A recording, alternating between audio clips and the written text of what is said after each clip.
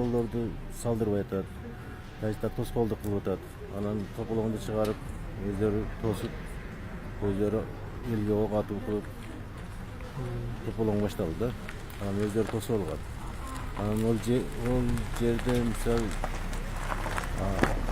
жол салынган мезгилде тажиттар бербей койгондо мадмаров келип туруп келишим менен 49 жылга аренда кылып туруп договор түзүп жолду ачкан да, жол салынып, ана сот өтүп кеткен.